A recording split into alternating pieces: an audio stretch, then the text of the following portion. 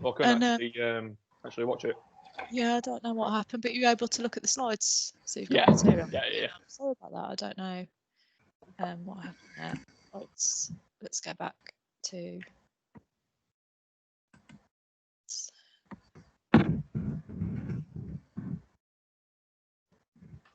Okay. Freddie, were you able to access your feedback? Yeah, I've just had a look. Were you able to access both for the assessment and the report? All I can see at the minute is the mark. I can't see any actual feedback from it. You need to go on to turn it in. Yeah, that's what I've just clicked on. And I've seen mine. Okay, good. I'll just click on it. But it's I don't know whether it's not loaded yet or. Everyone's just added in the same way, so. Do I have to download the submitted file? I take it, yeah. No, because that's you just downloading your own work if you do that. Yeah, all it says is turn it in. It doesn't say anything else. There should be a little icon next to it of like a little piece of looks like a little piece of paper. If you click on that, it'll open it up and turn it in. Let me have a look.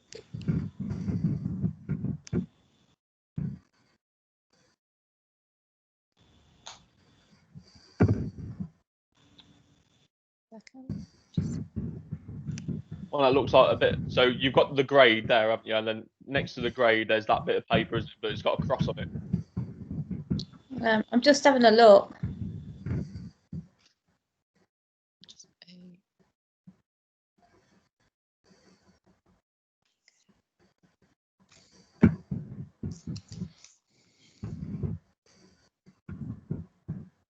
Sharon, as you're online and you're like the most helpful person I know. Sharon, we've got a big problem. Quite a few people. She is. You know, we've got. She always replies on a group chat as well. But she's lovely. She's like, yeah, so perfection. So Sharon, what shall they do? The people who aren't enrolled. Give me your student ID numbers. When I get onto work on Monday, I'll basically make a case and I'll start chasing them up for you. Thank you. And see if we can get it done as soon as possible. I'll escalate it to the manager as well, so that we can get a quicker response to it and just explain that, you know, this has been going on far too long now since you enrolled and, since the start of the module and you're not even enrolled yet. Thank you. Really, really appreciate that. So if you want to either put them on Teams or put them in the WhatsApp group, your student IDs, and I'll look into it for you. Really, really appreciate it. Thank you very much. That's okay, no worries. Thank you. Awesome. Freddie, click on your actual mark. Click on the actual mark? Yeah, and then it'll come up.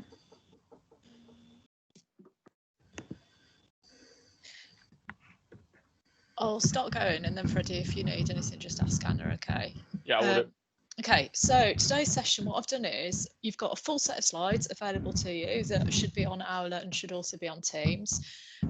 Because I appreciate the amount that I'd like to teach you would make you lose the will to live and to get like it's too much. What I do is I have a look the night before and I try and edit it down a bit so it's sort of all that you need to know, but we can talk about it a bit more.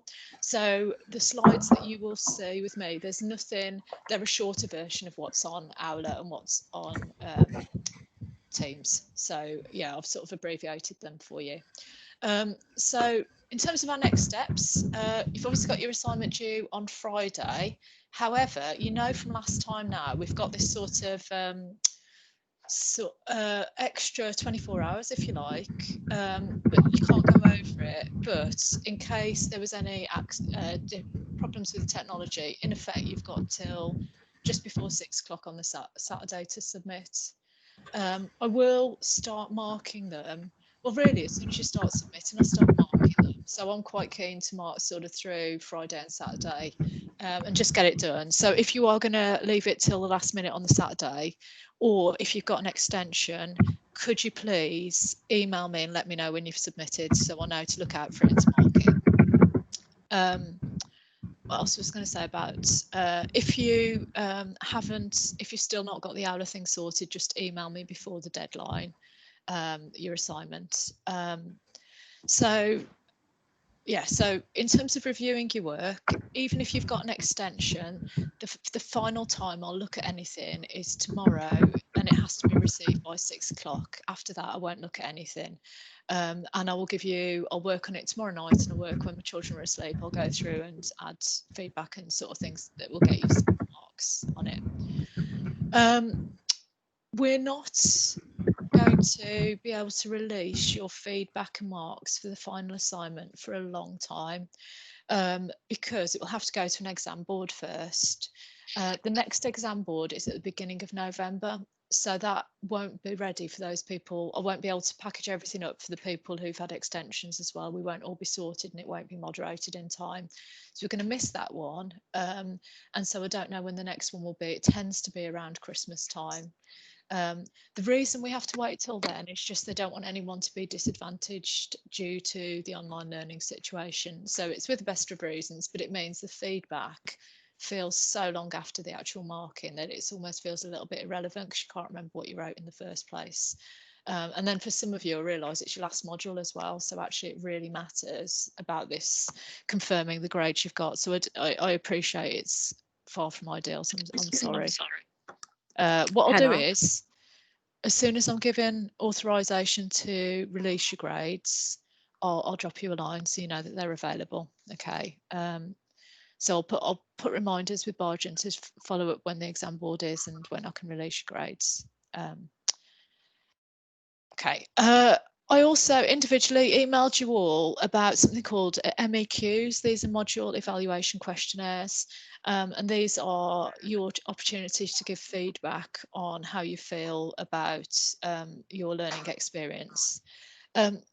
Whatever you do, if you don't go in the middle, and the reason being, if you're fed up, show you're fed up and give the mark accordingly. If you're happy, show you're happy.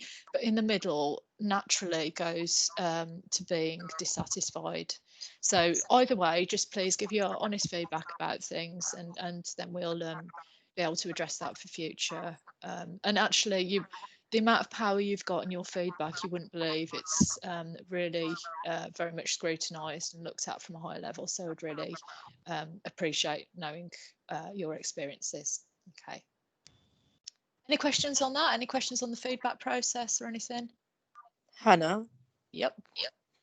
I don't think I'm ready to send you my draft tomorrow. Is that okay? The only time I'll give feedback, just to reiterate, is tomorrow night. So if you don't want to send me anything, that's absolutely fine. But anything after that, I won't be giving feedback on. Right, okay. So even if you have just done a skeleton and put in some bits that you're going to cover, even that will give me a chance to say, oh, what about doing this? What about doing that? Okay. I would really strongly invite you to do it in order for me to help you. If you don't want to, there is absolutely no obligation, but I won't be giving feedback after that point. Perfect. Okay. I'll try to do that. Thank you. Can I just quickly ask you, you know, the people that have got extensions, you've asked them to actually email you when they submitted. So you said your last session for support was on the 28th, and then after that, would you so if for example, if I submitted session for support is when? 28th of October. Well, no, it's no. The last time I will do any support is tomorrow night. That's it. After tomorrow that, night. no. Yeah. Okay.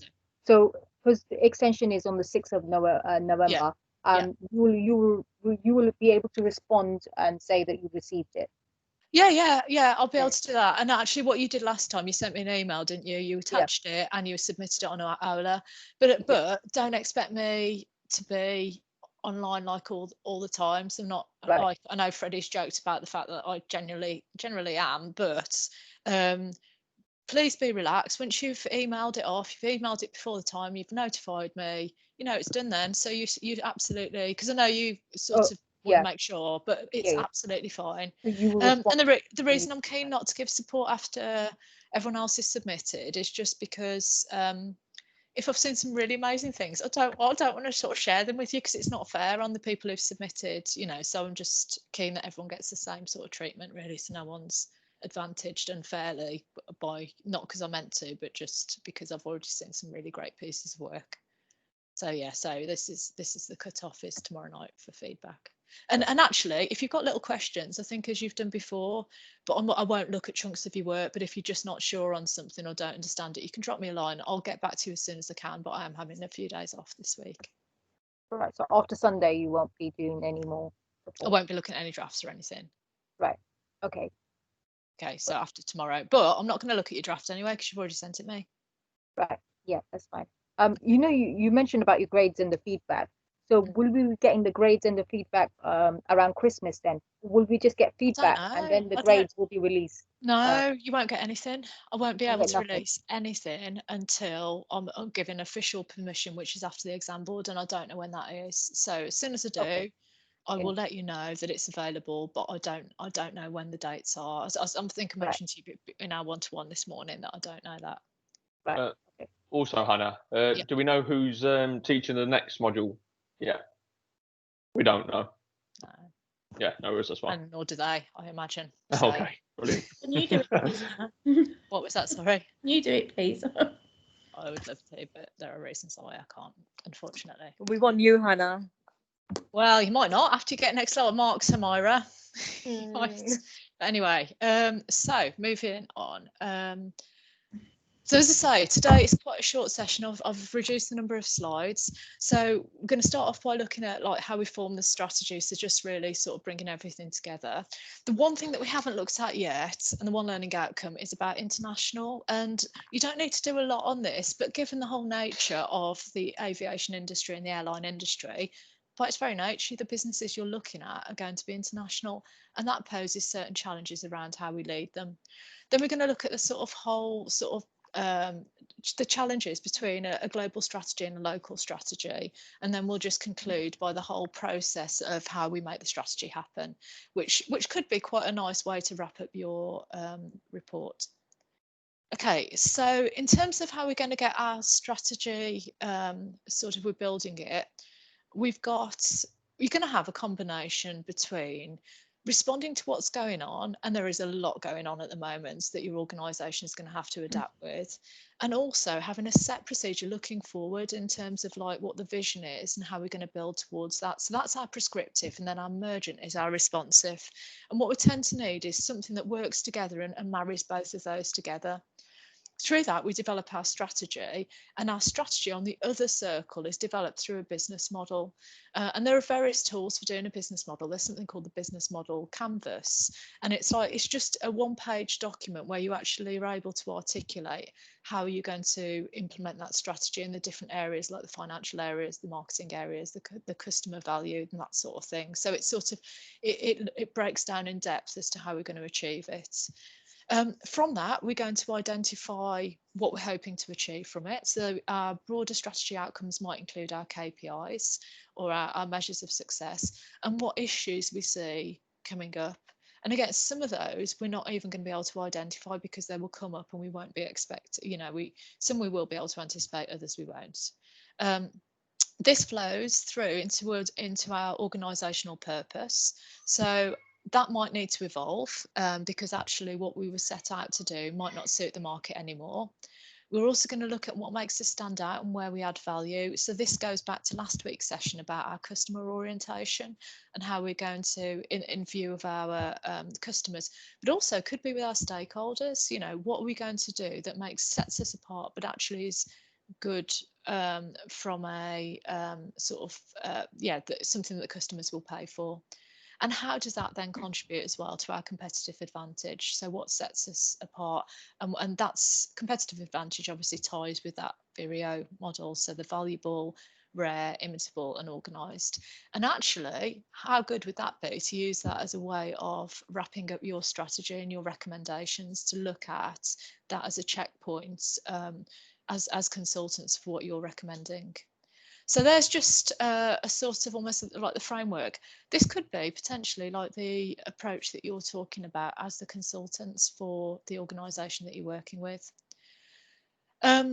So we're building up that combination, as I say, between the prescriptive, which is like looking ahead, where there's growth in the market or where we see that we should be going in terms of our prescriptive. And then last week we talked about our sort of entrepreneurial and our innovations, and sort of really looking at what we've got available to explore new opportunities.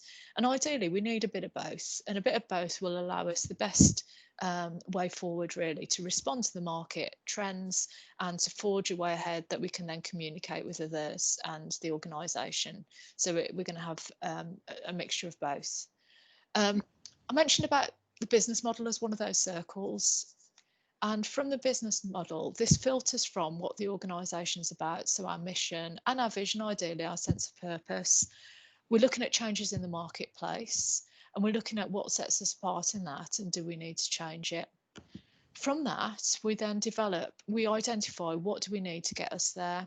So these, in terms of resources, what could this be for the companies you're looking at? What sort of resources are they going to have to hand?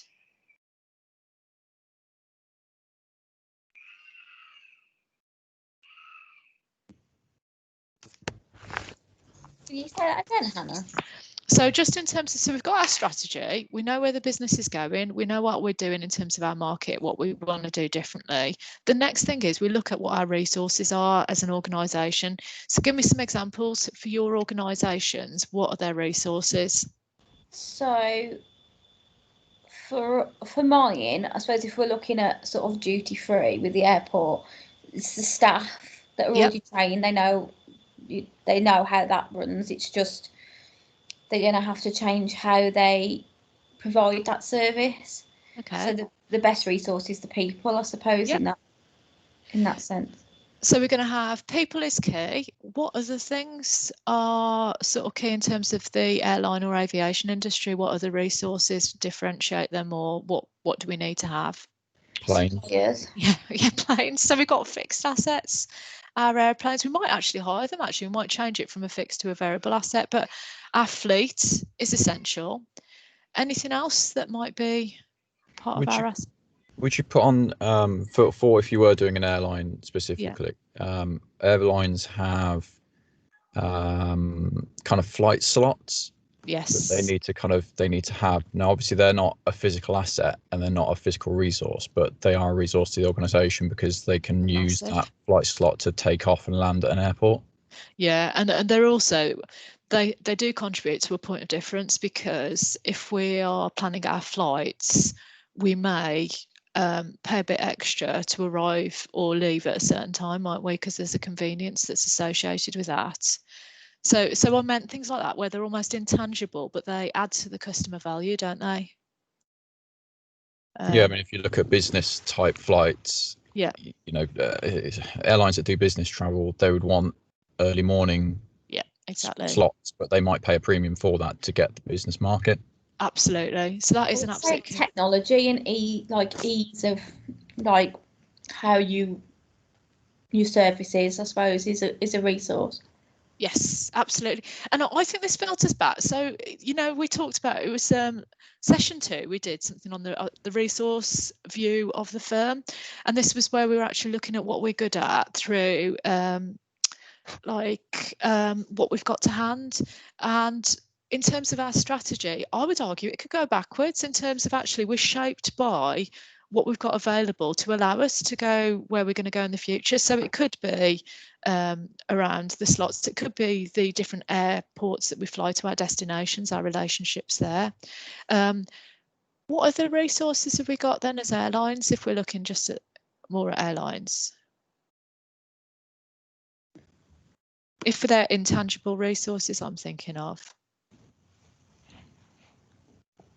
Reputation, brand. Yeah, exactly. That's totally what I was thinking. So an intangible one, back to last week, is the power of our brand. And I went on Thursday to the Branding Museum, and they had a big section on EasyJet, and I was busy there taking lots of photos of what it included, and then looked up, and obviously there's like a big sign saying don't take any photographs, so I had to pretend it wasn't. But the key with a really strong brand is that it allows you to extend. And what I mean by that, product extensions are something that you may be recommending. So they are things that aren't core to what they initially did, but they're a natural progression given the perception. So in terms of, if we think EasyJet, for example, we think quite a high level of value. We think it delivers at a certain standard, but even the orange is meant to be about cheeriness in terms of how it's delivered, but we think about almost like a budget offering, and that's meant easy car, so that's like rental cars that are at a certain price that do the job but aren't necessarily the bells and whistles, but we don't pay for those. So you just think about, so I think the brand and the reputation is another strategic resource that you really need to assess when you're looking at what your recommendations are for their strategy. Okay.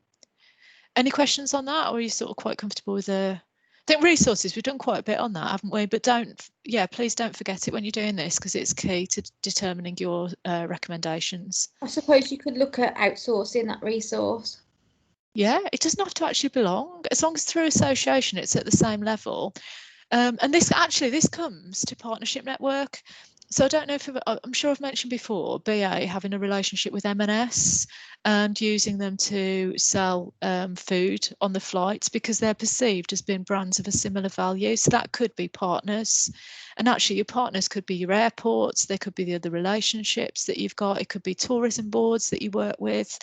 And actually they can again contribute to that competitive advantage, those close relationships.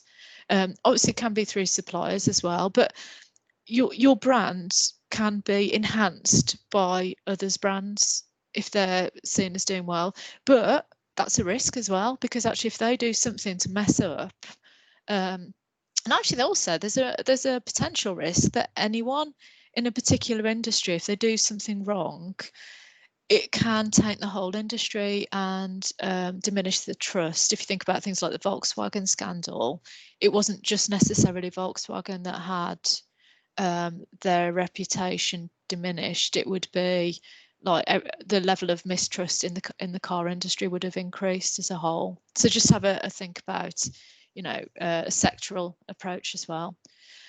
So then all that leads to is what we can actually then do for our customers and who we're actually targeting. So the segments they've got, how we're going to communicate with them. This is all back to last week, how we're adding value through the service provision, or adding value by cutting things that they don't need, but just, and then that might allow us more of a cost leadership strategy, and how we're pricing so that all ties up. Is that all? Any questions on that? Okay. Where your starting point is on this assignment is really that we're in this environment that's changing a lot, and as players in that industry, you can't always shape customer demand and you can't change. So at the moment we've got a decline in the demand for air travel. As such, but we might have a steady thing for freight, for example, so that might still be the same. But we're going to have to think within it what we're going to do about that, and what can we offer to allow us to maximise the market position we want to take. So we've got rapid change normally, but we have got it accelerated at the moment. And that might mean we have to think about what we're doing in terms of our purpose. Are we still relevant for the marketplace? So you might start off by looking in this assignment as actually, should we just be delivering flights? Should we be looking at expanding that? Should we be looking at changing it? And actually, if we are looking at adjusting our position, or even if we're maintaining our position, are we doing things in the right way in terms of the... can you all still hear me okay? Because I've got a thing saying my network's really poor at the moment. You keep breaking up a little bit. Okay. Keep breaking up a bit. Okay. If you do miss anything, you can now. Okay. If you miss anything, if you miss anything substantial, just please do let me know, and I'll try. Yeah, I'll repeat it. So your 3 areas that need re-examination, you might look at, I think actually starting with this would be quite a good point in terms of actually where the marketplace we're at the moment, and are we doing the right things to serve that market? So do we need to reevaluate these 3 areas? And then we develop our strategy that looks ahead in the future. It might be very short term actually, because it might be initially about survival. And there is this thing that, so this German chemical company, the quote here is about, really, we're going to have a proactive approach, but actually the bit of luck, that's about emergent in some, because things will come up, and also we can't guess how people are going to respond to our position. We can look historically at how people have responded, but we can't imagine going forward as to if that response is going to be consistent or not. And this is the element of risk that we've got in terms of, at the moment, any way forward is going to be risky because we're in a very unstable market position. However, even staying the same and consistent in our approach, even doing that is a risk. So in terms of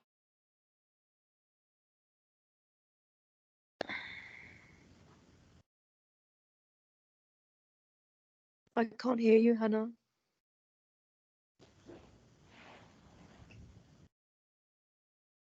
Have we lost her or something? I think Yeah. so.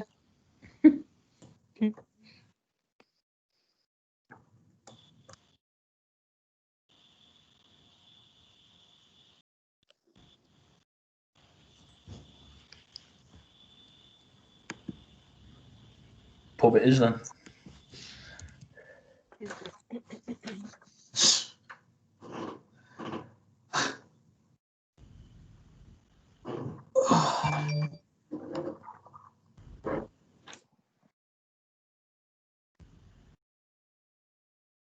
She is online.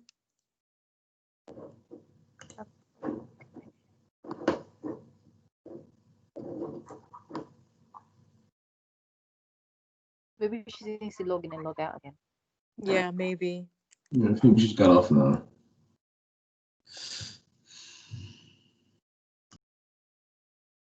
Who has already finished it first and 2? yeah. Oh, there you go, Hannah. Oh, thank you. Hopefully I wasn't swearing when I was free. Yeah, my internet connection's been dying a bit this morning. I'm sorry about that. Okay. Hi, Dave. Nice to see you. You all right? Yeah, I've been on for ages. You must have missed me Yeah. coming in. I did. Yeah, well, I think Snuck it was in. offline. Did you? Okay. Right. So it's on Hofstede's cultural dimensions. So this is based on the fact we've got an international organisation that we're looking at. What do you think the key challenges are if we're operating over a number of different territories for massive employers? What do you see as the key difficulties? Different regulations. Yeah, absolutely. In what ways though? Give me some examples. Certain airports only fly in at certain times, so it could be that you've got a flight time coming out of a UK airport that means that it doesn't physically work because you're going to land at a time that's not acceptable in another country. Yes. Sort of refueling and sort of takeoff procedures could be different in different countries. Mm-hmm. Yeah, so operationally, we're going to have some significant differences, which are going to mean that we need to bear these in mind when we're building up our sort of operational models. What about people and staff? What sort of challenges do you think we're going to have there? I suppose you could have different cultures to deal with. Obviously, a lot of your ground staff potentially, or your employees abroad might be obviously different to other countries that they're in. So culturally, there could be differences. Could be a different way of working. Like they might be a little bit more rigid in their working ethic compared to other countries. Yeah, absolutely. And who said about religions? It's me, Jason. Okay, so what sort of things how could that impact our workplace? Well, people, this is just got to kind of honour when people need to have any religious kind of time to themselves, times of prayer. So different religions have different days of, praise. So, you're going to have to kind of honour when people need to pray, etc. Yeah, that's quite because it as well as that, you've got the even things like fasting. Logistically, that's going to mean that people might need extra. I don't know. When I teach people and they're going through their fasting phase, they get really tired. Like, you've just got to bear in mind, all these sort of almost like the sensitivities around public holidays, giving people facilities to worship in the way that they so there's a lot of sort of almost like subtleties, but they're really, really important in terms of meeting our employee needs. I know one thing that I remember years ago is like the stability of like maybe the airport you're flying into, because I remember a lot of people buying holiday homes in a certain area of Spain because the flights were really cheap and EasyJet were flying there, and then that airport or the airline or the airport stopped working, and then everybody who got a holiday home was like a 2-3 hour drive from the nearest airport. So that can so that I was just trying to think what that impacts. So that's more on the sort of customer side, really, isn't it? And sort of accessibility.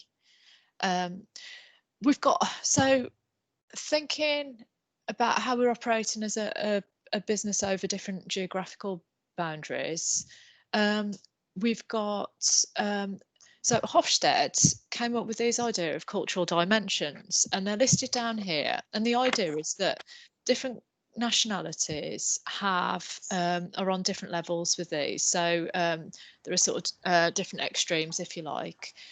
So for example, in certain countries there'll be quite a difference between people at the top of the organisation and people at the bottom are treated very, very differently. That's just normal.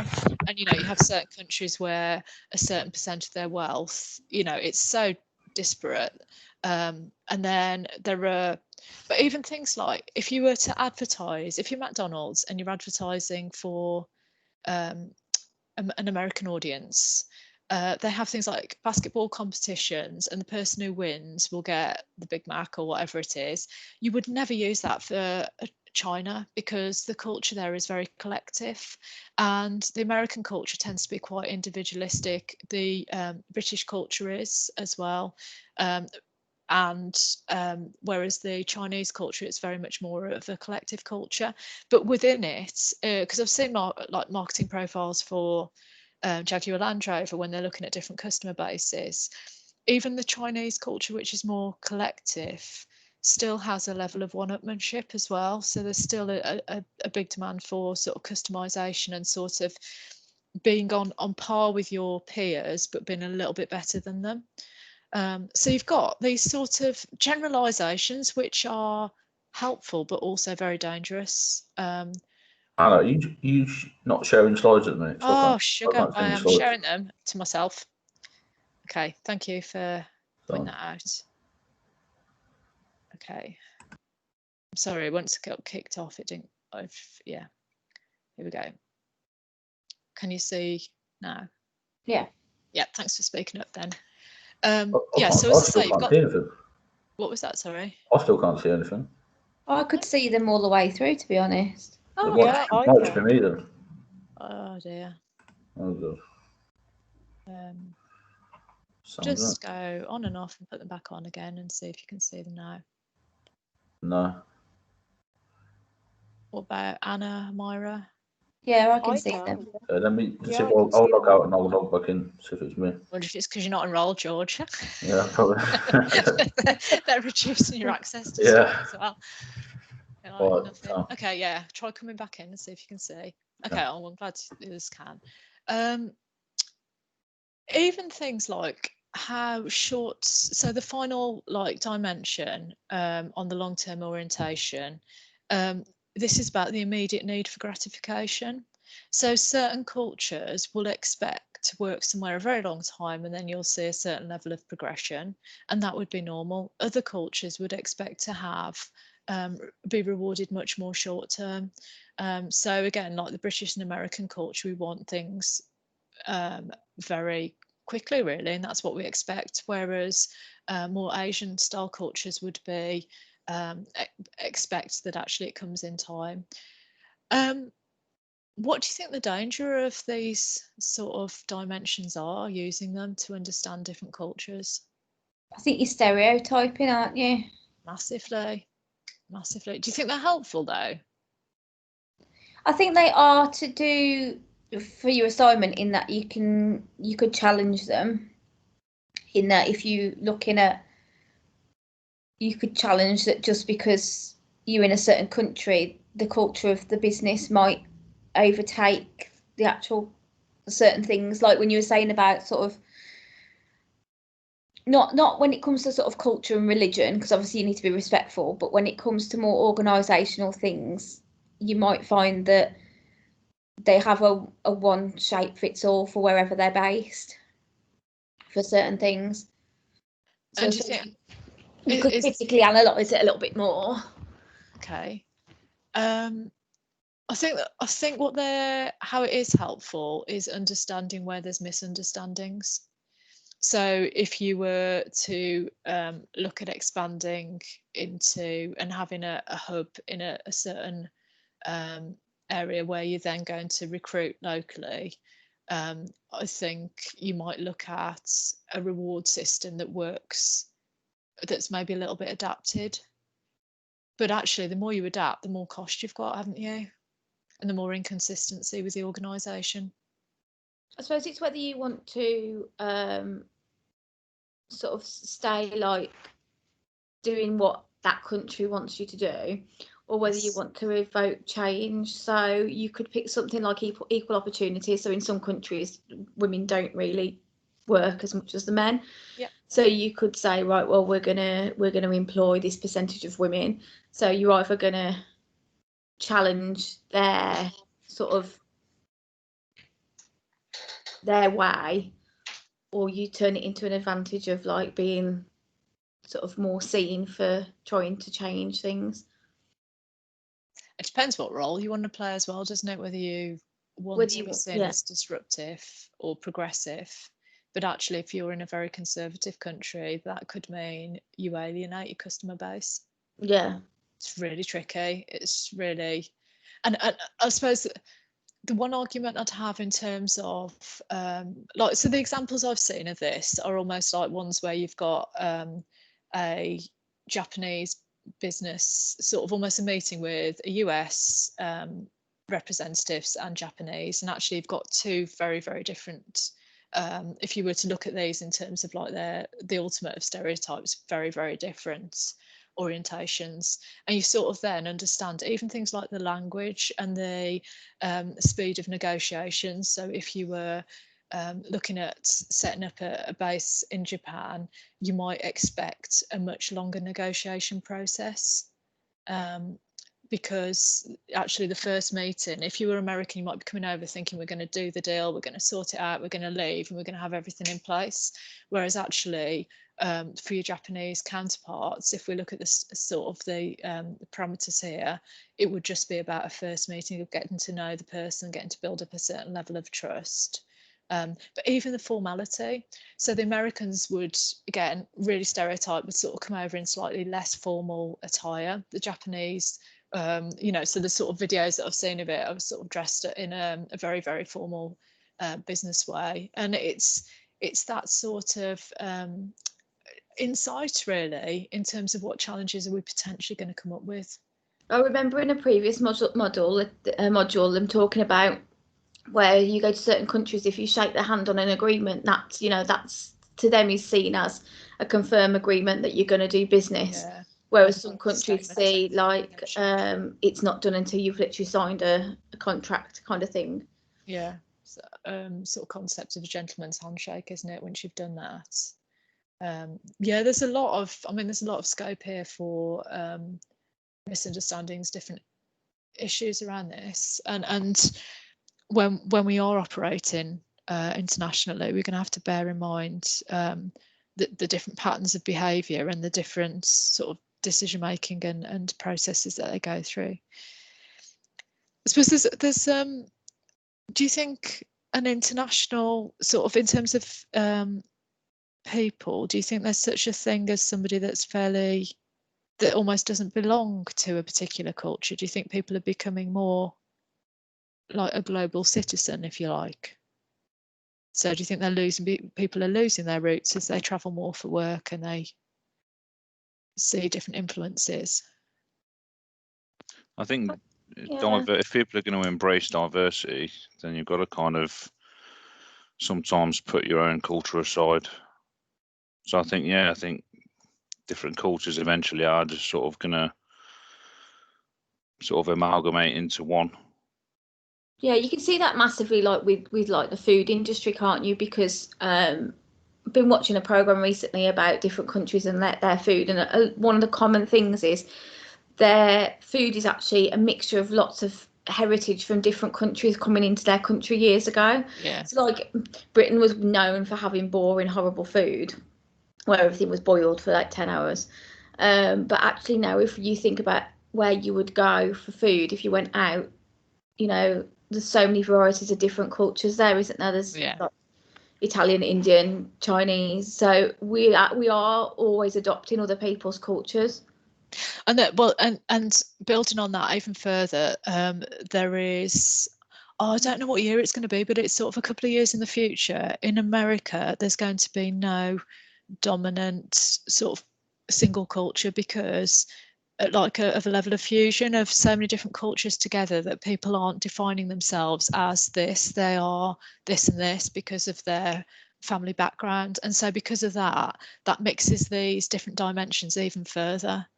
So I think it's a really interesting to be aware of it, but also so for the individualism and collectivism, that will impact your level of loyalty to the organisation as well, because certain cultures will have, this idea, and actually I think it was almost a British value a number of years ago. You work somewhere for life. If you got a job when you sort of left school at a certain place, you were set for life. It's sort of almost like your grandparents' generation. That's the way you did it. Whereas now you sort of would almost, if you're at a certain level of success, you will be going from one job, a couple of years there, and you don't ever expect anyone to look after you in that way. So the organisation isn't expected to look after you, and you don't expect to be committed to them in the same way that you have a few good years at a certain place. So it's an interesting one to just sort of understand a little bit about how that's going to impact our relationships with our employees. So I don't think you need to spend a lot of time on this, but I think it's worth being aware of what the difference is and just focusing for your organisations at how you'd classify them. So internationals where we've got a central operation in a particular country, but we've got other operations. Multinational, so we've got multinationals, even more operations. So we've got more flexibility in these countries that we adapt our offering more. So international's more like we do it, but we have got more of a standardized offering. Multinationals where we do it, but we adapt a bit more. And global is where actually we've got, it's a bit like what Anna was saying, where you're treating everyone in the same sort of way. So you've got a sort of dominance potentially, and you've got a more standardized offer, and people know what they're buying, and almost the power of the brand is stronger there. Do you understand, like, do you sort of know where you'd put your particular organisation on these parameters? I'm not sure, because I suppose the company that I'm looking at, they have got airports in different companies, in different countries. Yeah. But then I suppose a lot of their stuff is very local, depending on where they are. So okay. So multinational potentially then, if they're adapting. Yeah. Yeah, I think that sounds. I think global's where you don't adapt at all, and you have more power, and you're just seeing almost right. An international would be one where you actually use your home country potentially to define yourself. So actually you'd be known as a Swiss company, and you're using that country of origin to sort of give yourself part of your identity. So part of this also depends on how we use our staff to manage people. So if we're doing an ethnocentric way, that's almost like saying we want it to be done in the Swiss way, for example, back to the Swiss example. So we are filtering our behaviours a little bit like that. Polycentric is where we're adapting more, so we're understanding that if we expand to Japan again as an example, we need to understand the culture, we need to adapt there, and globally is the best person for the job. So do you, in terms of leadership, what implications have we got of these sort of different options? So I'd say if you use ethnocentric managers, they might not be as flexible to the country that they're working in. So the cultures, the beliefs, they might be trying to run the business how they think it would work in sort of their home country. Yeah. Which might physically not work in another country. And I think it works the other way around for polycentric. So they understand how their country works, but struggle to understand sort of the benefits of what the home country can do. Yeah. And understand their protocols and the reason why they're doing things or they're implementing things. And actually there's a consistency issue there as well, because polycentric devolves responsibility, so it allows you to have a better fit, to like potentially be more motivational, be seen as a better employer, but then there's less consistency. So it's sort of, everyone has got its sort of trade-offs in terms of how it's perceived by its employees, really. Which of those, international, multinational or global, would you prefer to be employed by?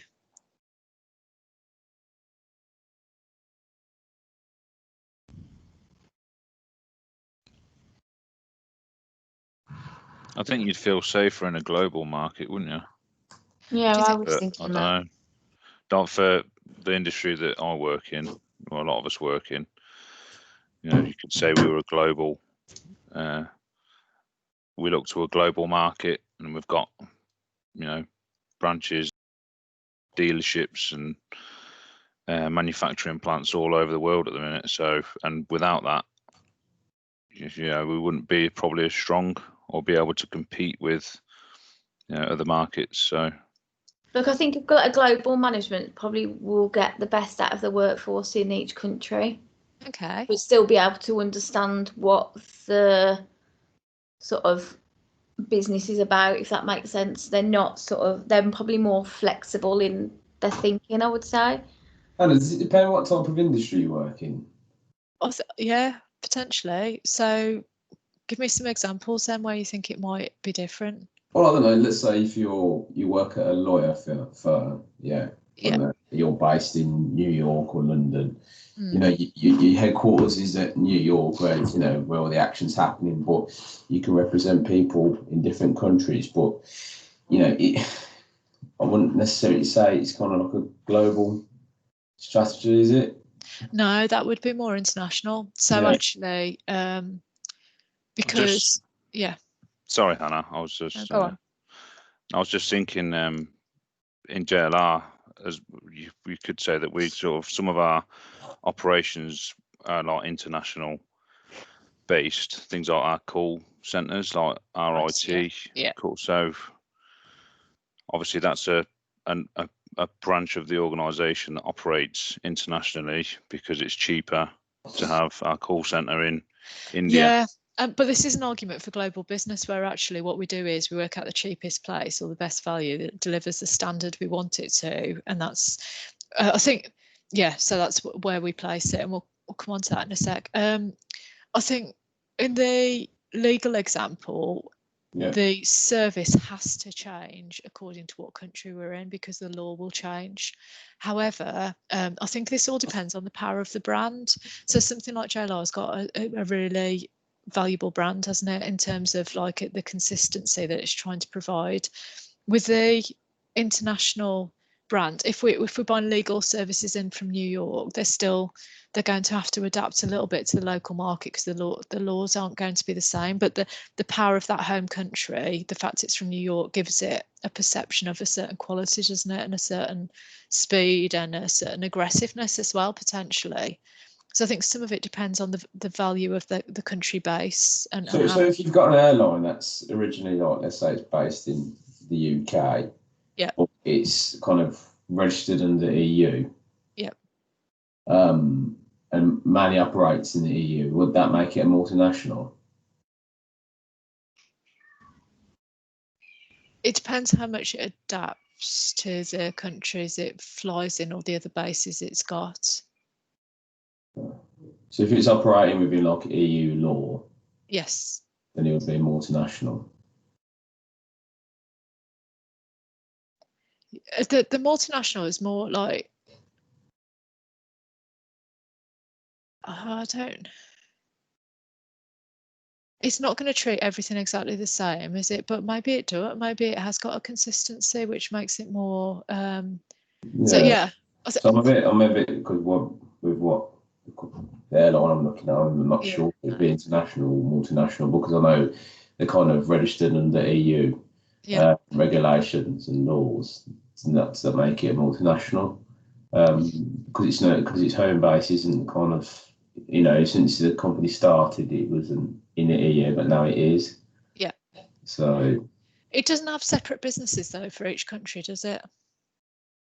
It's that way. It's got consolidated airlines. It's got subsidiaries that are kind of based in the EU. Right. Okay. Wow. Yeah, it sounds like multinational seems to be the closest definition there. Okay. With this, it's not right or wrong. All it is a case of like which category you'd put it under, and just justify why you believe it belongs there. So I'm not going to, as long as you've got a view on it. This doesn't have to. What I wouldn't, if I were you in the assignment, I'd just pick on the one that you feel it's closest aligned to and just explain why.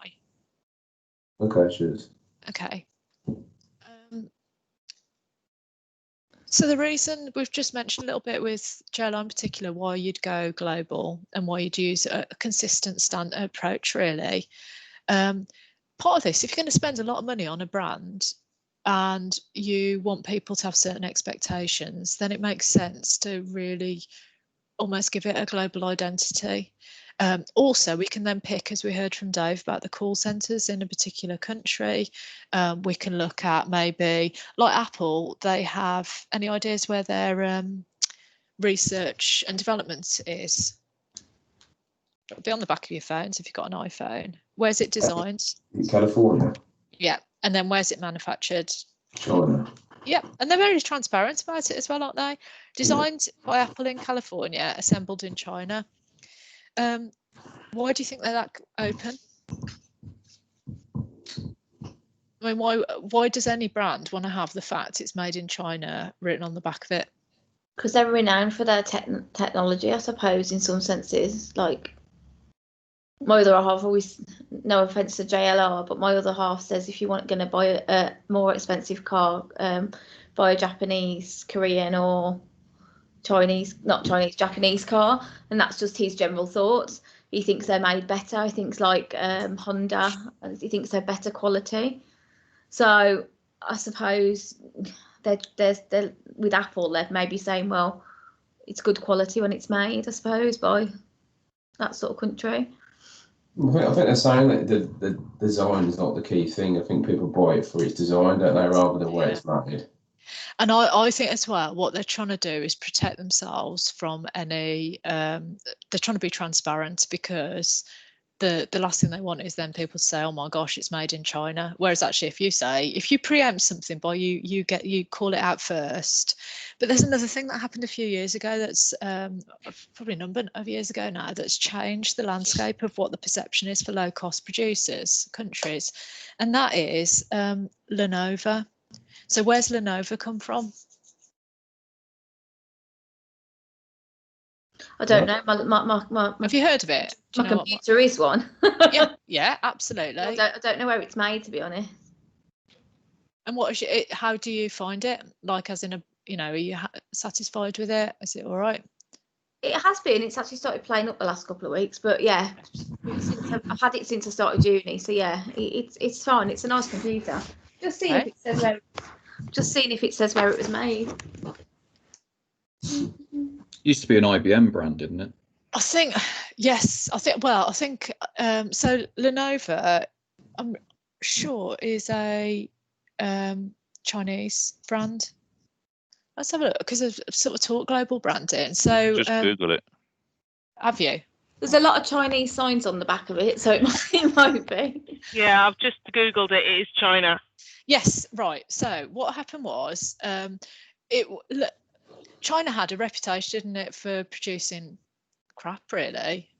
Like, if it was, if you wanted something made not very good quality, you consider it, fairly inexpensively made, you'd look at made in China and that would be your assumptions. And then Lenovo has changed that, because actually it's been seen as a much higher quality brand. So it shaped the way that people view products coming out of China. And so actually I think now when Apple says that it's assembled in China, it's not as it isn't detrimental in the way that it used to be. So I think in terms of our perceptions of different countries and what they're good for, I think the Chinese manufacturing assembly is seen as better quality now, and that's partly because of the technology products that are coming out of it. I think Huawei as well is Chinese. Is that Chinese? Yeah, I'm pretty sure it is, isn't it? Because that's why the Americans are a little bit. And they seem to have managed to make quite a good sort of impression, sort of in the phone market. Because like years ago, it was Apple or Samsung, wasn't it? Pretty much. Like Nokia started to fade away a little bit, and Huawei sort of seems to be doing quite well in that quite busy market. Yeah. And then there's been also the emergence of what's called the BRIC countries, so Brazil. I can't think what the other ones are. I think it's India and China potentially. But basically what I'm getting at is our perceptions of what countries stand for and the quality and the processes in place is going to evolve over time. So I think another thing about sort of our global strategy is we need to constantly review where products are seen to be highest quality, where we should put our manufacturing, where we should place our research and development, because the skills, the talent is not always going to be in the same place. So we need to be emergent with our strategy in terms of where we're headquartering certain of our functions.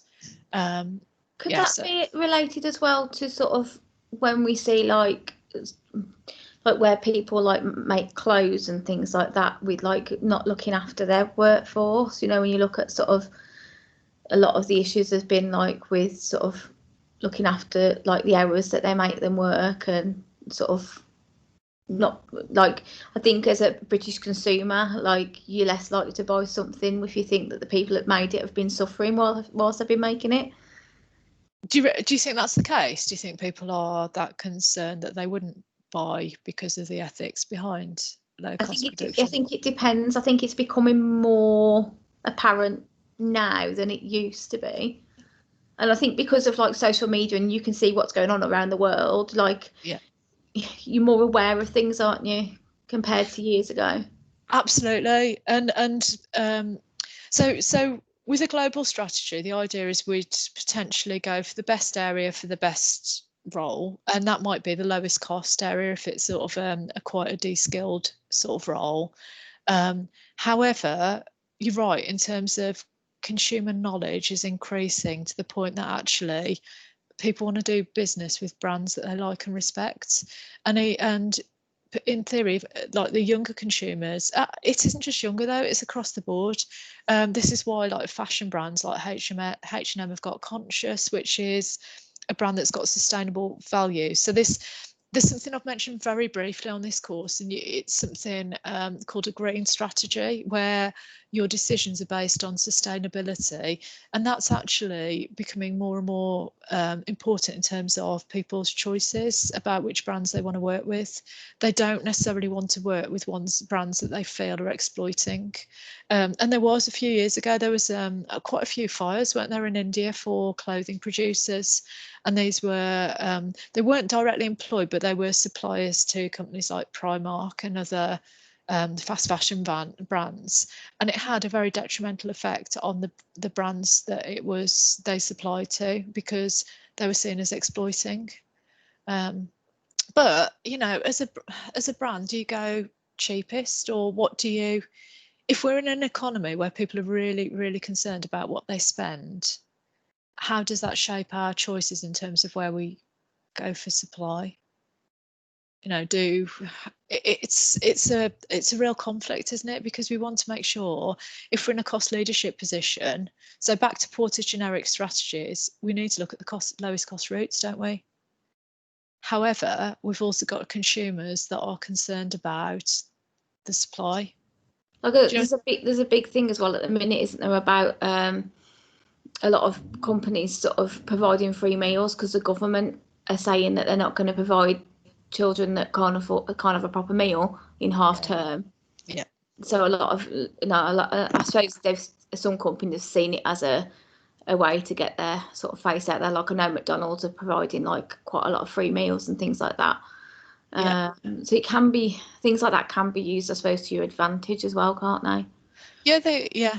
So you can use it to differentiate yourself in your mind of, it's not just your employees, is it? It's the wider market as well, to try and, but McDonald's has got a major problem in the sense of it's got a brand which is always sort of slightly mistrusted, isn't it? Not seen as a good, you know, consistently good, just because of the nature of what they produce.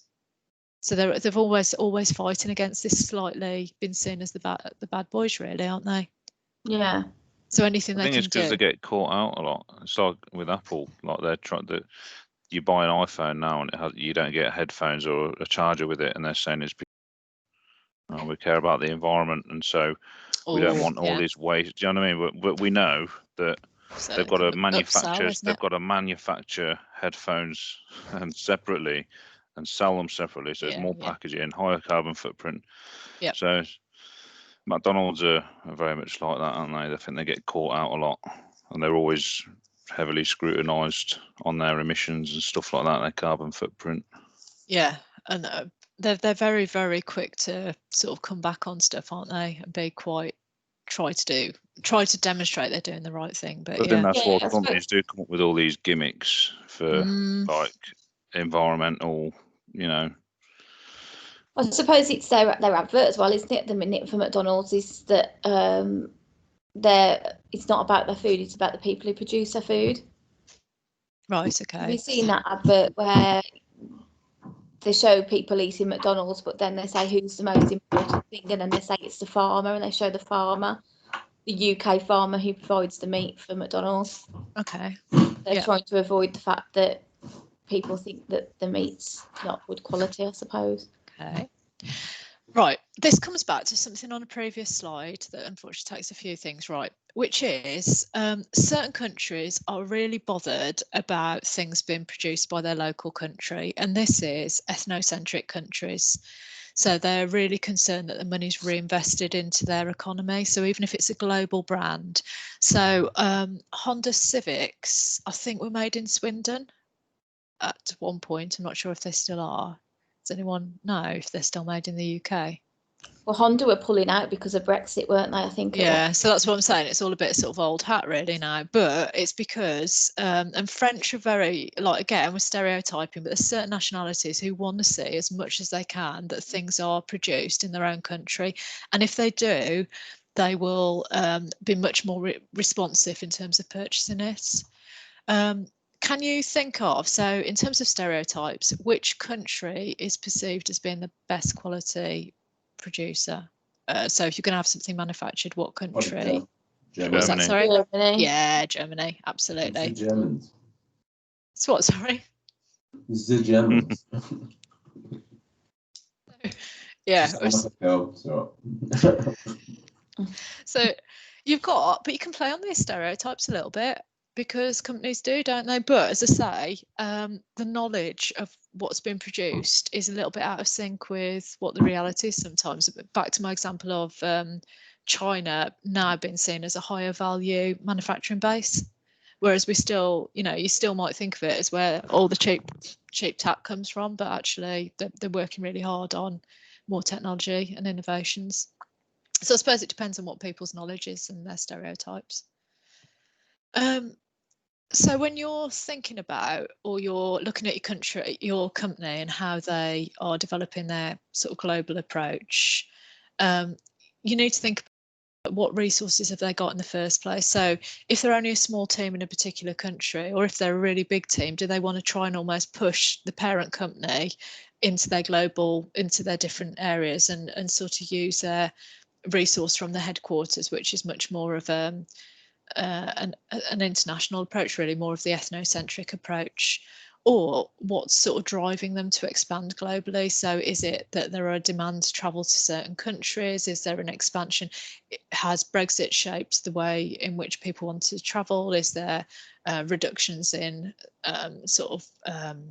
is it easier to work in different countries, for example, in which case that will stimulate potential demand to go to that country? So there are a number of different factors that feed in to how they're going to structure their global operations. So we go for a consistent approach, which is a global approach, and that's the same in the different areas, or we go for what's called a multi-domestic approach, which is where it's adapted to each country that we go to. And it really depends on the power of your brand, but it also depends on how different the countries are that you're going to and what they want from it. So one approach, so YIP's sort of approach, is that we've got a consistent strategy in terms of how we're going to go about it. And then we do it in one country, and then we actually do it in a variety of countries. So we internationalize, and then then we look at how to bring it all together. So what consistencies can we have once we're in those different countries? And then that's that framework. So the slides came up in the wrong order because I've tried to mix them together. So with this, we need to look at, do we want to make the most of, the more standardized we are, the lower the cost, because in theory we economies of scale, so we can produce higher volumes, which reduces the cost. We've only got one set of research and development. Our marketing is consistent across different countries. So Coca-Cola fairly recently, well, over the past few years, they've really tried to standardize their marketing activities. How would they do that? How could they use the same advert across different countries? What things would they do to make sure that it works for different countries? They do things like make the people in the advert very generic. Yes, and the background as well. And they do that so you don't know what country it's in. Other things, they don't have any voice, so they just have music. So they're trying to do it, so they're trying to get these economies of scale from it. So as I mentioned, I've talked quite a bit on sort of advertising psychology and global branding. And one advert where they adapt it for every single country is Gaviston. You know, the what's it, like, anti-acid thing, where they always have a pair of twins in it. And it's so funny because everything about it, even the settings, whether it's collective or whether it's individual, for each country, it's very much adapted.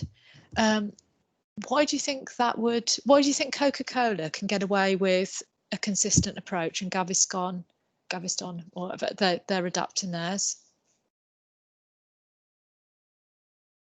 So they tailor into each market instead of being generic. Yeah. Tailoring their marketing approach to each specific market. Oh, and why would they bother doing that? Why do you think Coca-Cola don't have to do it, and they've felt because Coca-Cola is probably such a strong brand anyway. maybe. I don't know. Yeah, I think also it's the nature of the product, because I think Coca-Cola is more of a sort of fun product with the consistent values of sharing. What they're trying to do is sharing and happiness are Coca-Cola's sort of values. Whereas I think Gaviscon is more of if there's something wrong, isn't it? So it's a bit of a less pleasant product, if that makes sense. So they need it to feel more culturally aligned and part of like more embedded. So I actually think you're right in the sense of as well, it's less power as a brand.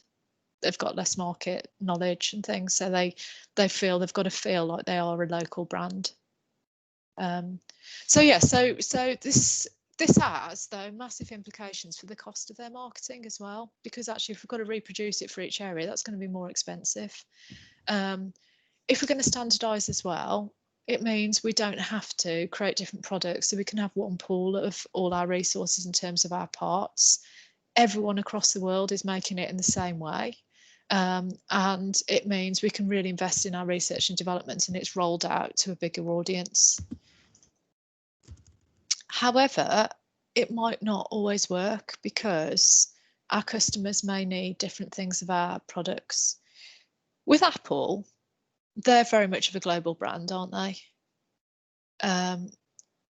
Do you think they educate the market? Like, do you think their power is so high that they just like, this is what it is? Are there any other phone brands that you think are more adaptive, or do you think all phone brands, do you think it's across sectors?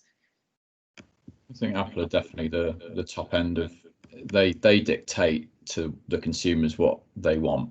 Yeah. Right. They say, I remember kind of years and years ago, Apple said, "Oh, we'll never do a big sort of tablet type thing because a phone is all we ever need," and then they came out with an iPad. So they seem to dictate to the market and to the customers what they think that they should be having.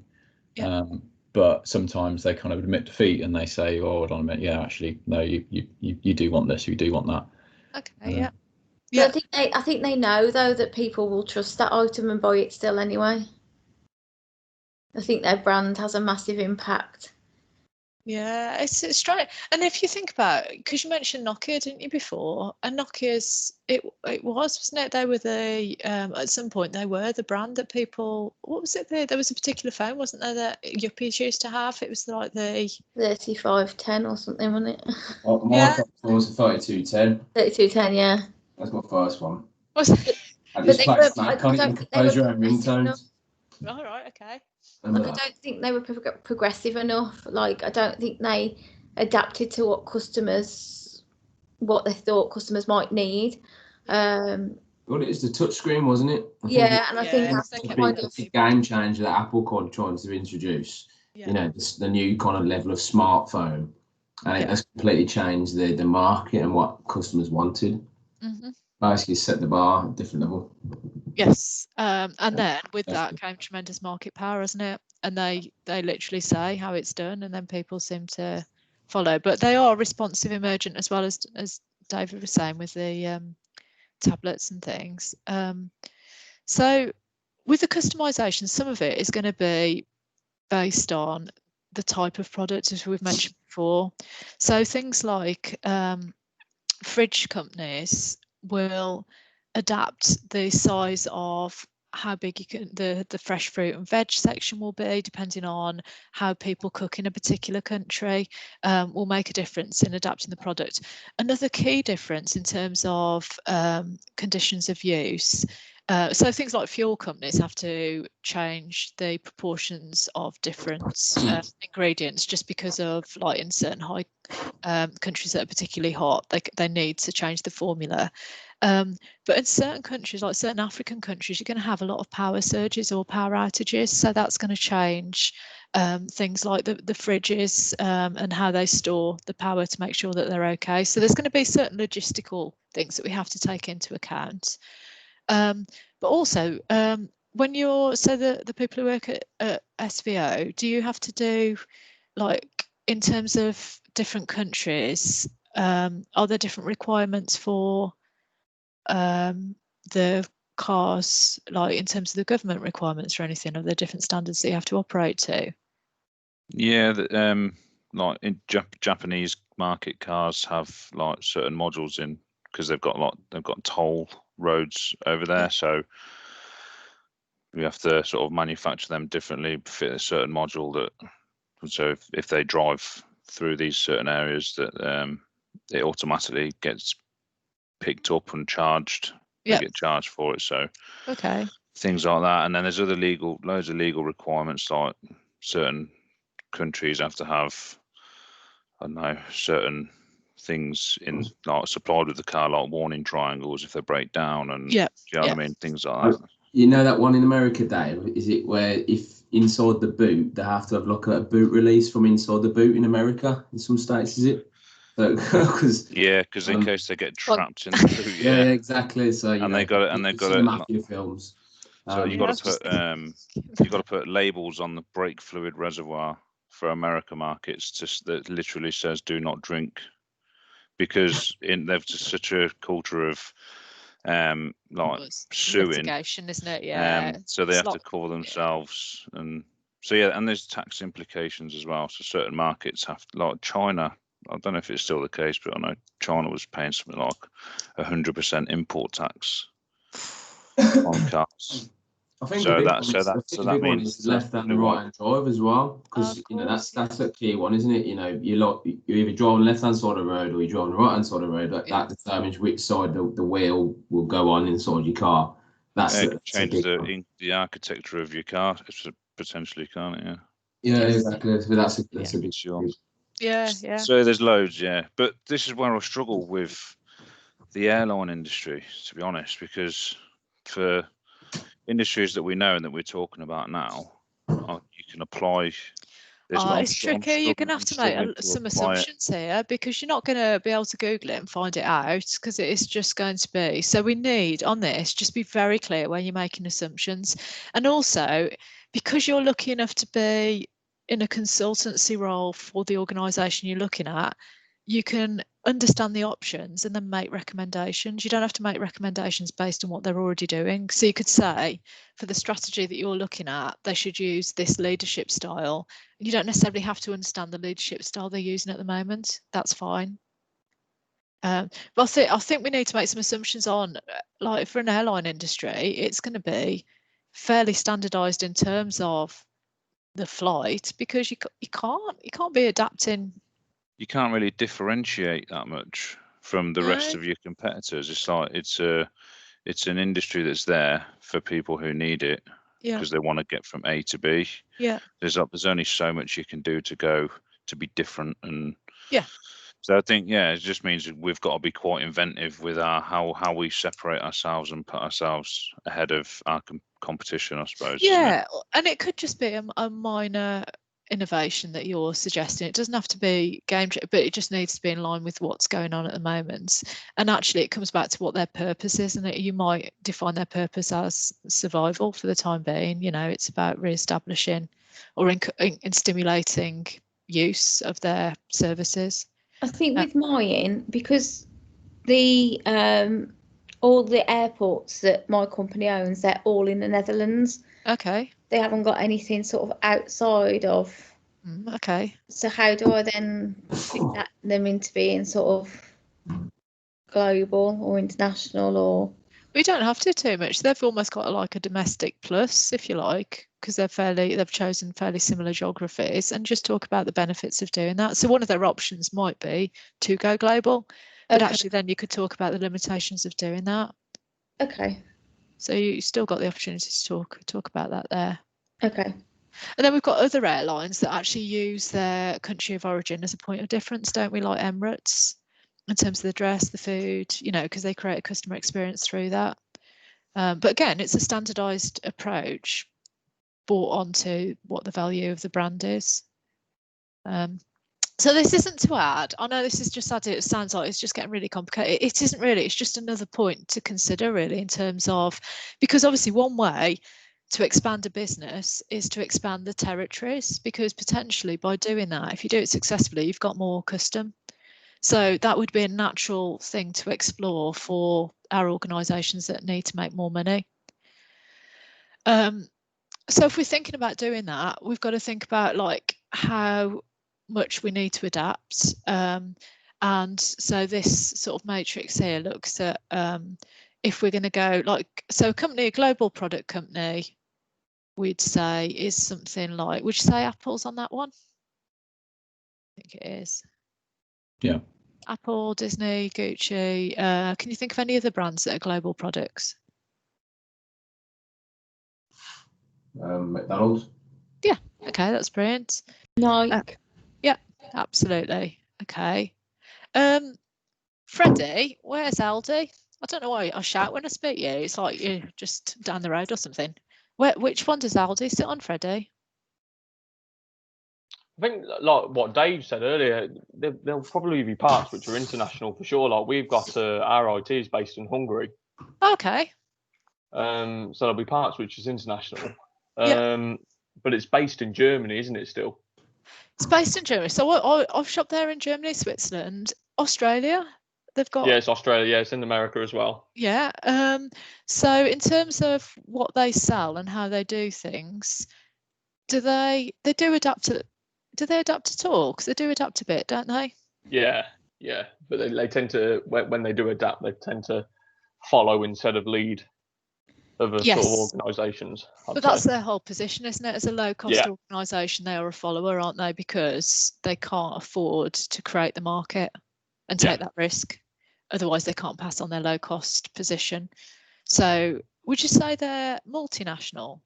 I'd say they're multinational. I would. Yeah, I think that's okay. So we've got Aldi there. International subsidiaries, so they don't need to change much, but they don't necessarily, these aren't ones that are really, they might have just a few branches in different places, so they're not seen as a massively global product. They're almost the ones that if you go abroad, you're like, oh, I didn't know they operated outside of the UK. So they'd just be smaller ones that haven't got a huge global presence. And then multi-domestic ones, these are ones where they change a lot in different countries and they really adapt. So they don't necessarily get the benefits, the economies of scale. So can you think of any companies that would adapt a lot according to what country they're in?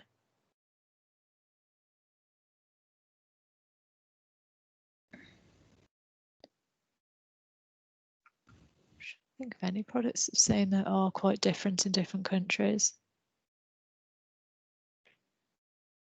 Because you've got ones that adapt a little bit, haven't you? Even things like McDonald's, they do adapt their product range. They sell alcohol in certain countries, don't in other countries. They do, yes, they adapt their menu, but they're still very much a global product. I don't think the multi-domestic company approach is one that we see a lot. And because it's not got a global, we might not even recognise it, might we? Because you know what I mean, in each country it could have quite a different identity. I don't know why this popped into my head, but not the drug industry, as in not a pharmaceutical industry in America. Yeah.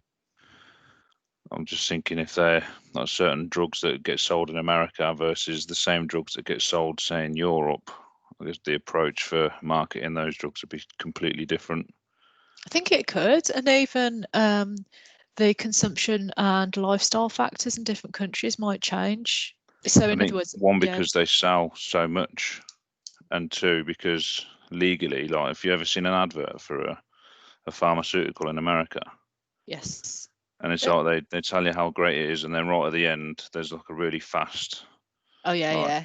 Oh, and by the way, your side effects are you could die and all this, and your arms could drop off, and it's you don't get that here really. Yeah, you wouldn't even see an advert like that in the UK, would you? Yeah, because I think there's less choice in the UK, because in the USA, obviously with private healthcare, you can choose more of what you have. Like if you've not got a lot of money, you don't get the drugs, do you? Basically, that's how it works. Whereas in the UK, we take what is suggested to us from the GP, I suppose. Yes. You don't go out and look and say, okay, who makes the best of this product? I'm going to have that. You go to the GP, they say this is what's available, and you go, okay, that's what I'm gonna have, kind of thing. I think basically the culture or the environment in whatever market you're trying to reach out to would dictate where you're best to operate from. can actually sell to. And it's the laws as well regarding pharmaceuticals, because I know in the veterinary industry you're not physically allowed to now name companies and products. So if you did a display, I know this probably won't make sense to some people, but if you did a display on firework phobia for dogs, you could do a display about what it causes for them, but you can't physically state any products on that display. You're not allowed to promote them. It's the Advertising Standards Authority. Yeah. I think it's the same for human drugs. And it's interesting. So in the UK, they can actually do price comparisons, can't they? Because you'll see that in the supermarkets, like Aldi will compare against different ones, whereas in certain countries, you're not even allowed to do that. So, yeah, right, that will determine the messaging, but also the routes to market. So as you're saying, so for America, that you can actually put your choices in there to the doctor, whereas in the UK, they're just advertised directly to the GP, don't they? Have sales reps, because that's the route to market. Okay, so I think given the airline industry, the majority are going to sit on global, aren't they? That have got transatlantic routes, or if they're over a smaller territory, it might be multinational. So it might be over Europe, it might be multinational. But I think and then Anna's example is going to be more of a domestic plus. So things to consider, like we've just already spoken about. Who else is in the marketplace and what have they got? If we do a certain strategy, are others going to follow? So we're going to have a leader position, or do we want to have a follower position? And looking at who's actually in that market space at the moment that we want to be in. We also need to look at if different relationships with governments are going to affect our taxation. So these examples that we heard about with JLR and the tax position in certain countries, and the infrastructure even for sort of charging points and things. So they're considerations for. But again, if we're operating, I think we are going to struggle with going into too much depth on here, because you won't know what different airports, what their infrastructure is. So I wouldn't worry too much about this, but I would. The channels is how we're going to get out there in the marketplace, and who's selling our offerings. Are we going to go through third parties, or are we going to sell direct to customers, and how we use those. So our options are, we can go into a number of different countries, and we go country by country. So we look at potentially expanding to a new route.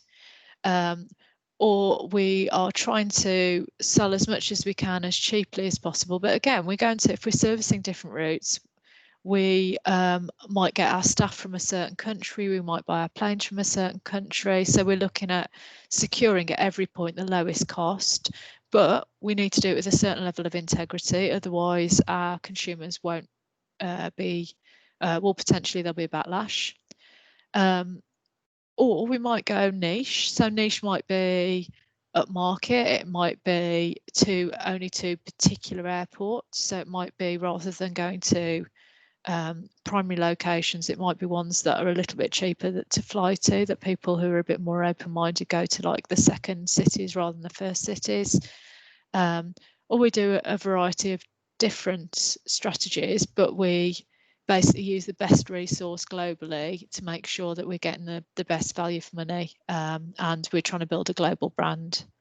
So again, please don't do a lot on this, but just show that you've got some knowledge of the approach that your organisation, or some suggestions as to how they're doing it, and is it the right way of doing it.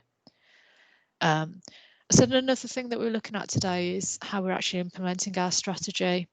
So this is sort of almost coming back at the end. You could change this as a diagram to sum up how you're suggesting as a consultant that they do what they're doing. So you're in here, you're talking about, first of all, the objectives you're setting with this strategy you're suggesting. You're then looking at what resource you need and how you're going to monitor the success. the balanced scorecard we talked about last week as a sort of way of measuring your key performance indicator, and then we're identifying any potential problems that we might have in implementing the strategy that we're suggesting. So as I say, you could almost do this as a bit of an overview at the end to show a summary of the strategy and how we're going to make it happen that you're proposing as the consultant. And you could put some measures in there for your balanced scorecard that you suggest they look at. So that could be quite a nice visual if you wanted to use it, but you don't need to. Something I've only mentioned briefly through the course, but might be something you explore a little bit more if your organisation is very much going on sort of selling on the green agenda, is looking at how they're building in sustainability. So for some organisations in the airline sector, they seem to be delivering on it, even if it wasn't necessarily something they've massively set out to do, but so it can be a prescriptive strategy that they've always had this as part of their agenda. So if so, explain how they're going to utilise that, and would you suggest they do any more with it? Or their consumers aware of how green they actually are? How much does it matter to their marketplace? And actually, being more green tends to come from a motivation of being more cost effective as well. And costs can be considered in a fuller sense, so not just the financial cost, but the cost to the environment, efficiencies in terms of how they're doing things. So not producing physical tickets, even things like that are greener, but yet they're also saving the company money. And you may find on the companies that you're looking at that they've got corporate websites, in which case they'll probably report on how they're achieving the sustainability, any future plans they've got, and they use this in public relations. So in other words, to give themselves that extra, build their reputation in this field. One strategy that global organisations use, and McDonald's do it very much, is about trying to build local and connections with wherever they're looking at doing business. Another sector that does it a lot are supermarkets, where people are potentially fed up if a big international supermarket comes to a particular town and might threaten the local trade. The supermarket then puts money in for an infrastructure, puts money in for parking, etc. So just have a look at, if you are suggesting that they expand further, could they do anything to embed themselves more in those local communities to build their relations, because that will help them in terms of their resources, in terms of recruiting, but it will also help in terms of getting more business from them locally as well. And then as an extension to that is what else can we do? What connections can we have to cement that even further in terms of our green strategy? So potentially local suppliers to reduce our carbon footprint and that sort of thing. So I think with this, you've got so many options of things that you could talk about. I'd probably go through the slides and choose which bits that you feel are most relevant to the recommendations that you're making, and just make sure that you're bedding in some of these frameworks and ways of looking at it with some of your recommendations, just to maximise your value. And then talk about the limitations of your recommendations, so where they might come unstuck, things they should watch out for, because that's your critical evaluation. I would have a look on a balanced scorecard about the sorts of things, or where the measures are that connect with the things that you're recommending. So in terms of the strategy you're recommending, where does that fit in? Is it financial? Is it customer based, internal or future? And just highlight, you don't have to come up with ones for each, but you could just make it really clear that you're seeing where you're adding value in your recommendations. I've also put in some critical analysis here about balanced scorecards. And actually 20 key performance indicators is a huge amount for people to be looking at. So I think there is a risk as well that if we're always measuring the same thing, we're not necessarily too much looking at like things that could be possible. So that, is there a bit of a conflict with the future and innovation if we're just measuring the current against and benchmarking potentially against other competitors. So I think the balanced scorecard might be quite a nice one to fit in the learning outcome about measurements, but something that ties to what you're doing. So really now we're sort of wrapping up the whole course, and there is a argument that actually we don't need to plan at all in terms of having a prescriptive plan, and actually the best plans come from being really in tune with the environment and having an emergent strategy. Why wouldn't that work for all? Why don't organisations just basically monitor what's going on? Why do organisations like to have a prescriptive plan? Because I think it produces growth. It produces growth, doesn't it? It's seen to produce growth. So I think with competitiveness, there's always the need to evolve and change. Okay. So I think you always need to have an idea of where you're going. Where you're going to be going, yeah. Yeah, I think with prescriptive, you can kind of outline like your vision, your mission, your objectives. Yeah. And have like a bit of a more of a longer term plan. Although you know it could change or adapt. I think you need to have a mixture of both. You know, initially you need to be dynamic. Yeah. And emergent, but I think if you want to set yourself objectives, you know, have a vision. It's not going to take you a few months to get there. It could take you 2, 3, 4 years to get there. So you need an ultimate kind of vision, like a long-term goal. Yeah. To kind of achieve those strategies. Yes. Whatever strategy you might go for it. You might have 3 strategies, but you might end up going with 1 in the end. Yeah. So prescriptive has got more of a long-term orientation, hasn't it? Whereas emergent's a bit more short-term. And if you don't have both, saying you don't actually know the direction, I think part of the argument to this slide is just if we've got a really bureaucratic organisation that's quite a high level of structure and a lot of levels in it, if you're purely going emergent, no one will know what they're doing. They won't like it. You've got nothing you can report to shareholders because you're just going, you know, trust us, we'll just respond to the opportunities that come up. And that's not going to suit, like things like British Airways. It just wouldn't be them, would it, to have this sort of it almost feels like they've got the eye off the ball by not having a clear steer as to where they're going. Yeah. Also, innovation takes quite a while, doesn't it? So if we're, you know, without a clear direction, we don't know where we should be putting our resource or how we should be focusing it.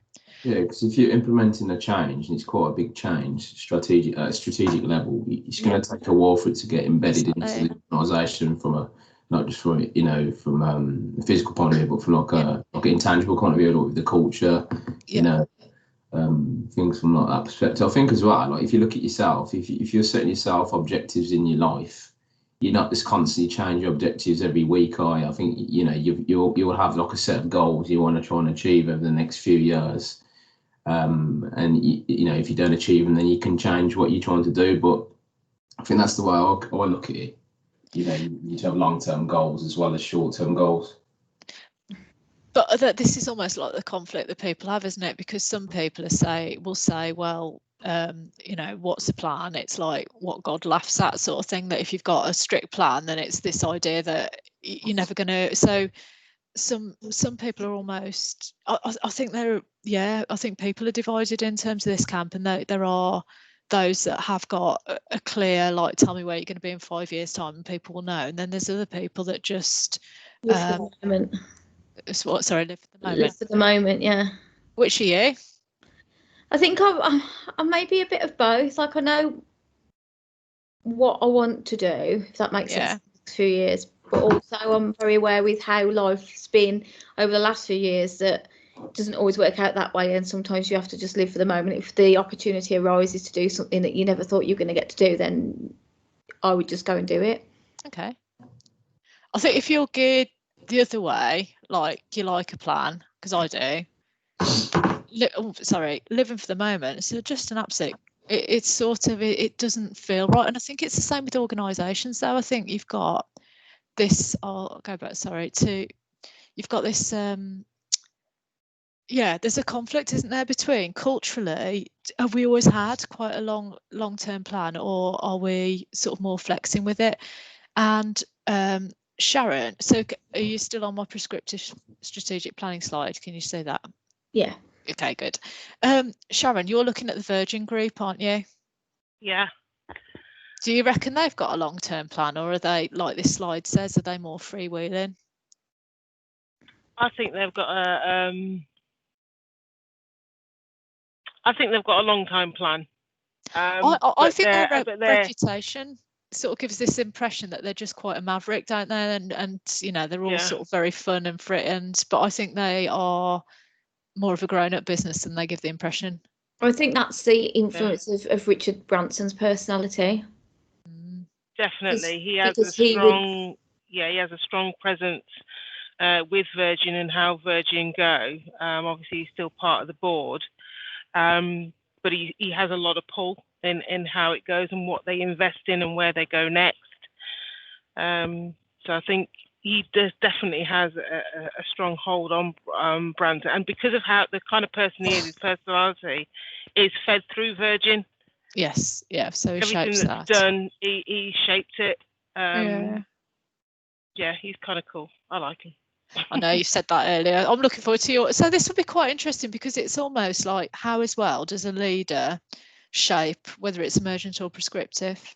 And if you have got someone that's seen as quite an entrepreneurial, risk-taking leader, do they still have a prescriptive approach? And they sort of almost contradict each other, but they don't necessarily. I think they have to, because so the company that I'm doing, if they are renowned for being at the forefront of innovation and sort of improvement. So if they've got that sort of entrepreneurship about them, they're still going to have to be prescriptive because the outside world is going to be waiting for that next new thing. So I think you kind of have to plan for that as well in some ways. I think that's why they're mixed together as two. Well, look, also it depends on who your stakeholders are, because if you've got shareholders, as I say, they want some reassurance and some communication that actually their money's well invested, don't they? And there's a plan on how to use it, so they aren't going to be as relaxed with a totally emergent approach anyway. Okay, so this really was, I mean, today was really about the sort of this idea of the international, the sort of international, multinational, global type thing. Just to add that as a dimension, because obviously with that comes huge opportunities, but also huge challenges. And just think about it from a leadership point of view. Is it that they've got bases in different countries? Is it that they've got heads of different areas? So how do they manage that challenge of sort of having and really maximise the talent they've got across the globe, and they embrace the sort of cultural diversity which will allow them to be really successful. Has anyone got any questions, sort of general questions, or if not, then you can always ask me individually.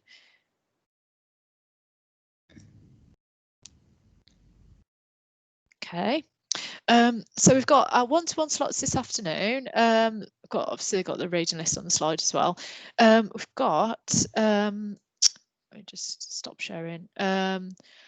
So Jason is next. I'm going to stick to the original time slots if that's okay, because before I think I tried to bring them all forwards and ended up in a bit of a pickle.